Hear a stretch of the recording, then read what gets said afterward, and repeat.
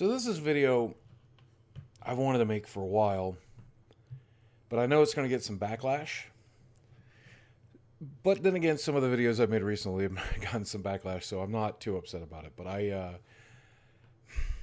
not going to monetize this video. We're not advertising merch or anything like that, so that we can hopefully quell some of the negativity that might come from talking about a topic like this. But I really want to talk about this because I think it's important, and I think, I don't know, maybe it'll save a life. Maybe. I think I want to start this video by saying I'm glad I'm alive. And that's a weird feeling for me because for the majority of my life, I did not feel that way. It's only been maybe since 2020 that I started feeling that way. But I'm actually really, really glad I'm still alive. And considering the risks I have taken, the damage I've done to my body, the dumb decisions I've made, and the overwhelming desire to delete myself that I had through the majority of my life, it's a surprise that I feel that way now. I mean, it's a surprise I'm here as well. When I got divorced back in 2017, I was entirely certain that I was going to delete myself. I'd just gotten gastric bypass surgery. I was absolutely miserable going through a divorce at the same time as the recovery from that surgery. My best coping method, which was food, had been taken away from me surgically, and now my entire support structure was ripped out from under me. So I had no clue what to do or how to do it. I had no one to help. So I made the decision that I was going to spend all of my money, have some crazy experiences, and then shuffle off this here mortal coil. That was the decision I made right about Christmas of 2017. So 2018 became my bucket list year, where I made a lot of YouTube videos and I live streamed a lot, but I kept saying and doing really outlandish stuff because why not? I can say or do whatever it is I want to do, right? And I was traveling the country, going to all these places I always wanted to go and filming it and sharing those experiences with you guys. Disneyland one day, New York the next, and I was banging strippers in most of those towns because that was a bucket list item as well. And I was spending time with a lot of people that I loved and admired, at VidCon, sure, but also I got to see Adam the Woo and Jacob the Carpetbagger, and these people became friends, and I cared very much about them. But at the same time, I know a lot of you would scratch your head and be like, why would you continue your plans when you're doing those kinds of things that make you happy? Number one, I always thought this is the last time I'm ever going to do this. I'll never do it again, right? How will I be able to do it? You can't keep up this lifestyle. And then secondly, the pain I was in was so much bigger than any joy I was having by spending time with people I love, by doing things that I loved. I was in so much more pain than I was feeling any amount of pleasure. And that's the kind of thing that makes you want to leave. Sad but true. Someone once said that, you delete yourself. Somebody does that when pain outweighs hope. And I had no hope left, period. There was just none in me. That's when the internet really started turning against me. It was after I got divorced. And I kind of understand because there were these false rumors going around that I was abusive to my ex-wife and I was abusive to other women. And that kind of thing makes you hate a person. I get it. I understand it. It didn't make it true, though. I still don't believe I deserved the kind of backlash that caused. But again, I get it. I understand it. It just sucked. And that backlash continued to grow and grow and grow and get worse and worse and worse. And every day it began to impact my life. I will never forget, I was at Disney with McJuggernuggets, Jesse, Adam the Woo, my friend Ellis. And as we were getting on the first ride, I got a phone call from my brand manager who told me that 2 of my sponsors of the 5 I had were dropping me because people had been writing in, sending in clips, saying this, saying that, until eventually they just got tired of it, So they decided to drop me because they would rather work with easier clients, right? That was this ever looming threat over my head, right? Even though my YouTube videos are still performing okay, even though I was still able to travel and had money in the bank, this doom and gloom cloud that was over my head just really, really made it difficult to want to stick around. And with somebody with an anxiety disorder, I think that makes sense to anybody that deals with like chronic anxiety or outlandish anxiety that's too strong, too powerful. Like it's difficult living with anything.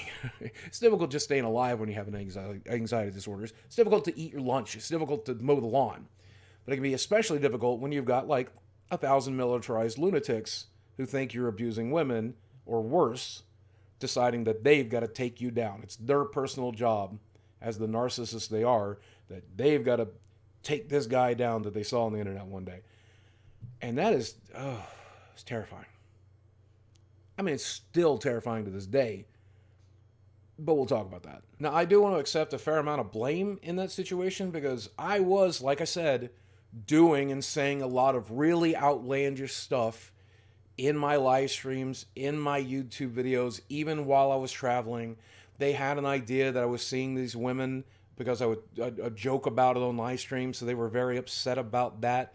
They thought those women might be getting hurt or abused. I probably should have never divulged any of that information whatsoever, right? Should have kept some of my private life private. On top of that, I would engage with these people directly. I would post on their forums and other subreddits and try to like talk to them. And admittedly, I went as far as to lie directly to some of these people about some stuff in the hopes that it would like encourage them to get the fuck off my back, right? Like, what do you want to hear? I'll tell you anything. I would literally tell you I ate the Lindbergh baby if it will get you to leave me the fuck alone. So the original date that I chose was Christmas of 2018. Made perfect sense to me. Christmas is always really hard for me, but especially post-divorce. And I had, my roommate would be out of town, so he'd be here to stop me or prevent me from doing it. And I hated him to come home to something like that, but, you know, it seemed like the appropriate time. And I've got my meds and everything that I had prepared to do the thing with. I'm obviously not going to teach you how to do that, but I had everything prepared. And I'm laying in bed on Christmas Eve with my dog, and I look down at my dog and I'm like, I can't do this to this dog. I'm his entire life. He's not bonded to anybody else. He's only bonded to me.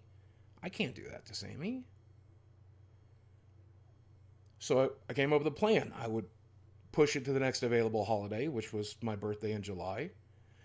And I would travel as much as I could in 2019, spending 3 days gone these dates, then a week, and then 2 weeks. Then eventually in the summer, I'd go to VidCon and spend like 2.5, 3 weeks out there, be away as long as I can, come home for my birthday, and then on my birthday, get the hell out of here. And that made a lot of sense because that was my 45th birthday. It was a nice round number. I was in a lot of pain. The hate and the craziness on the internet had gotten so much worse. That was right about the time of that whole Tesla saga where I was going to buy a Tesla and put like a down payment for it, but then people became convinced I wanted other people to buy it for me. So that made the front page of Reddit. I mean, like to this day, still one of the top viewed videos on Reddit /r/videos because people genuinely thought I didn't have the money for it and genuinely wanted to force other people to pay it for me. And I'm like, more and more, this seems like the right decision. The future that I had envisioned for myself, the future that I was wanting to escape, was me getting sicker, me getting older, me dying alone. But before that ever got to happen, the internet would continue to turn against me. Content creators would dogpile on me. The commentary community would pick me up, chew me up, and spit me out. People would believe these false things about me. All of the people that I had tried to help over the years or entertain over the years would now be hurt because they thought they were supporting a child molester, woman abuser, God knows what else. And my entire legacy would be this horrible negative thing. And I also envisioned like things getting so bad when that happened, that eventually some lunatic would show up to my front door because they thought I was one of those things to harass me or worse. And you know what? My anxiety nailed it. That's exactly the life I had in store for me. Couldn't have known that. Couldn't have known that. But that's what the next few years was absolutely going to be. That's factually what happened. And again, ownership does fall on my shoulders, right? Like, people reacted to the things I said. They reacted to the things I did. They took the clips out of context. They gave them their own commentary. That's true, but I'm the one who chose to live stream. I'm the one who chose to be outlandish. I'm the one who chose to say these things that were turned against me. It's all on me. I fully own that and respect that. You know, they fired the ammo they were given. But back to 2019, I went to what would be my final VidCon because I wouldn't get invited back. And the reason I didn't get invited back is because while I was out in LA, I talked to every creator that would listen to me about my upcoming attempt to delete myself. And, you know, that's a dumb thing to do. People have called that a very stupid thing to do. It's a very stupid thing to do. Talk to your doctors about it. Talk to professionals about it. Talk to family and friends about it. Don't talk to internet strangers about it. Hank Green, John Green, if you guys ever see this, I'm so sorry for what a complete ass I made out of myself at that VidCon. I really am. But in retrospect, the reason I was doing that, people said people who are planning to do that don't actually talk about it. And it's because I wanted to find a way out. I wanted to find that hope. I wanted to find a way out of the pain. And all the methods I was using wasn't working, right? We talked about how I engaged with the people who were online attacking me and stuff and tried to like placate them by lying or telling them stories or truth, whatever it took, right? And doing whatever it took. And I talked about doing therapy and taking medication, right? Obviously. But those things weren't working. How could they? How could me taking a medication change somebody else's behavior, right? That's not doesn't make sense, right? Therapy is good, but therapy really can't help you with a situation like that, you know, unfortunately. At least it didn't seem to be. So I thought maybe these online content creators who might have dealt with similar or worse, they might be able to help me with it. So I talked to every content creator about it. iDubbbz, of course, my friends, McJuggernuggets, Kid Behind the Camera, Soul Kyle, Jesus Christ, Billy the Fridge, everybody. Help me figure out a way to do this. Help me figure out a way out of this. Help me fix this. Help me fix this. None of them had experienced that level of organized hatred. None of them had experienced anything like this. None of them could help. How could they? How could they? I'm one of the few people in the world that have ever experienced it to that level of success and degree, right? Like, I mean, they were very successful, very motivated, did a wonderful job of taking me down. Like, congratulations. But nobody had that answer. I ended up potentially, I don't want to admit to any crimes, but I might have abided hallucinogenic substance while I was there. And it may or may not have helped me realize something. I met with a shaman out there who administered this substance to me, and we did it at our Airbnb, where I was surrounded by some of the people I love the most in the world. Kid Behind the Camera, Billy the Fridge, other folks as well. And we were there, and I tripped a little bit. But really, the healing didn't happen during that. It happened the night that I was laying in bed. And maybe it's just the experience, maybe it's the medicine, maybe it's whatever. I don't know. But I had the realization that two things were going to happen. Number one, because I'm an influencer, that's what they call us. I don't really think of myself as one, but I could influence other people to doing the same thing. If I took the hard way out or the easy way out or whatever you want to call it, then they might do the same. And I didn't want anybody else making the decisions I was making. Their situations probably solvable. Their situations probably fixable or survivable. Mine, I felt, wasn't. My deletion might be fine, but I would not wish that for any of my fans or followers. And secondly, it occurred to me that there was a large group of people that still very much cared about me. Even if there was just one, I shouldn't do that to them. but there was a bunch. And I might be putting a lot of happiness in the world for people who think I'm like a child abuser, woman abuser, whatever it is. They might be very, very happy that I'm gone, right? But I felt like it would still be a net negative. And even if I can make other people happy, I don't want to make one person feel bad to make 1,000 people feel happy, right? I don't want to hurt a single person, ever, if I can help it. So I realized it was my duty to face this potential future, the one that would actually come true, and just cope with it and just survive it. And, if I still wanted to delete myself later, I could after people stopped caring about me, after people stopped thinking about me, right? And I even thought, maybe there's ways that it could look like a heart attack. Maybe there's ways that it could look like an accident, and then they'd never have to know, right? So those are the things that were going through my mind that night. But I made that decision.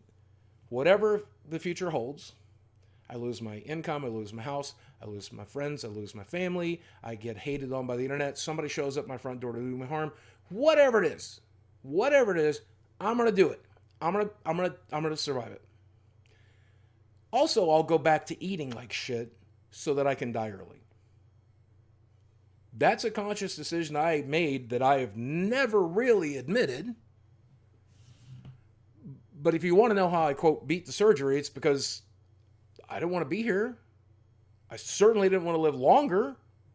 I didn't want to survive more of this shit and be more broke and be more alone and be more miserable for longer. So food brought me comfort. I started eating whatever the hell I wanted, whenever I wanted, which once you're back on that horse is a really hard habit to break, by the way.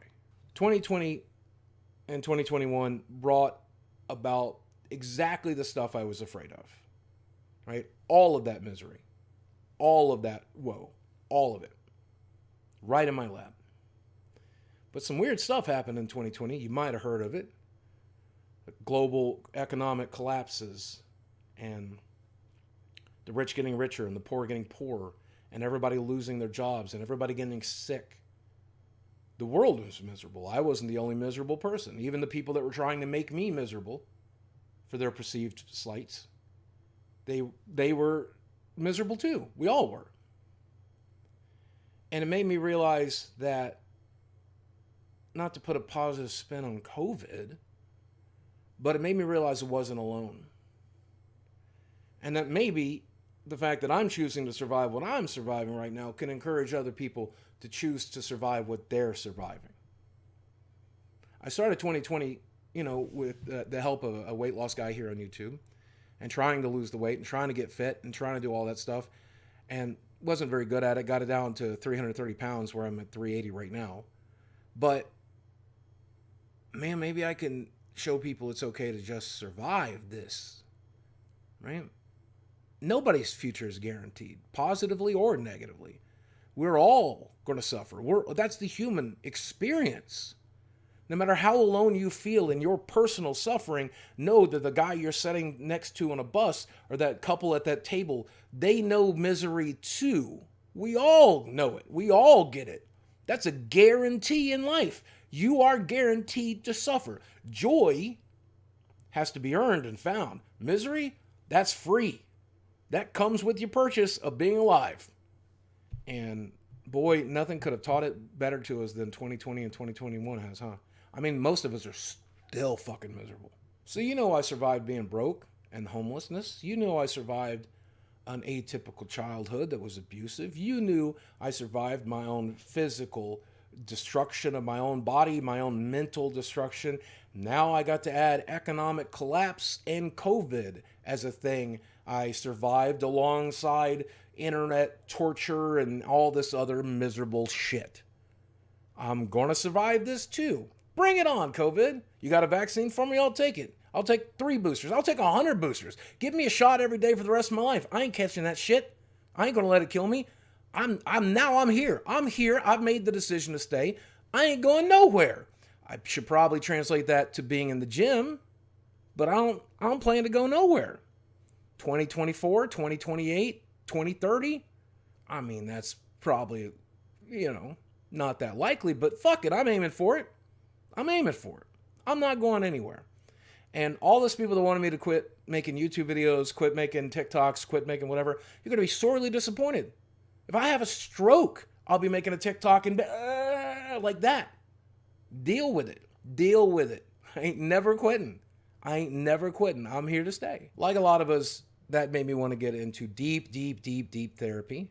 And I started that at the beginning of 2020, in-person therapy, but eventually became Zoom therapy because of the whole COVID thing. But that is just as good in a lot of ways. And I really, really put my heart and mind into getting the right medication in me, which we finally found. With antidepressant that works very well, very well. Anti-anxiety, as well as pain medication that works very, very well. We got my brain to a place where it could show gratitude and happiness about getting to share another day with my dog, another breath to breathe, another piece of food to eat, another show to watch, another time to spend with my friends, another video that I get to make for you. And practicing gratitude, which is probably its own video, has been the key to that. Gratitude journals, filming it, audio editing it, writing it down, doing everything I can to remind myself of the things I'm grateful for has allowed me to finally learn to focus sometimes on the positive in my life instead of the negative.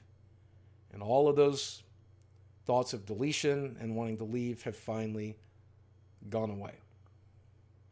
Therapy, man. Therapy. Again, I'm not here to sell it to you, but you should get into it because it's great. The recent videos I've been making lately have been getting lots of views, and the TikToks I've been making lately have been getting lots of views, and that has stirred up the old guard who think they got rid of me, and they're back at it doing their thing. Writing sponsors, I heard about it, and sending dirty messages and stuff, and contacting fans to try to convince them I'm a bad person. And because of that, last night I woke up with nightmares and anxiety, and I slept maybe 2 hours last night, and I really, really need a nap. And that's why I decided to film these videos, because fuck it, I'm doing it anyway. And then I'll take a nap afterwards. But I'm sleep deprived, so I'm probably not making the best decisions in the world, because this is going to irritate them even more, but that's fine.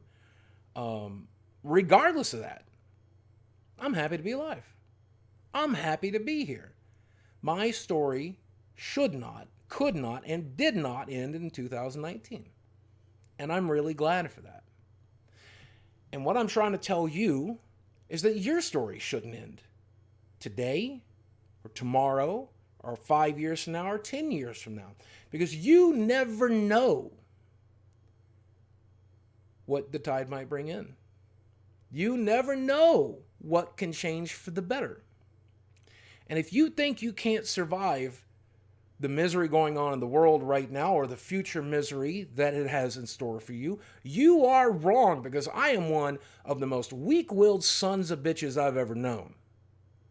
If I can do this, I have no discipline. Look at me. Do I look like a disciplined person?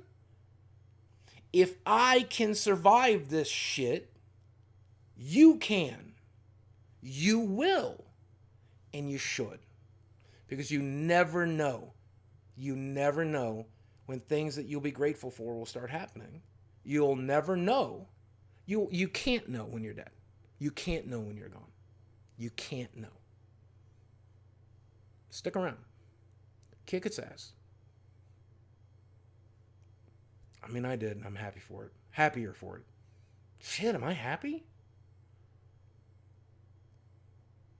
Fuck.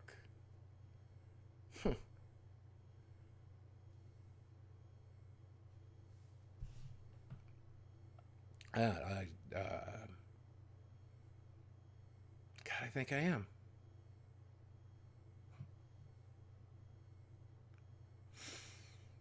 Wonders never cease.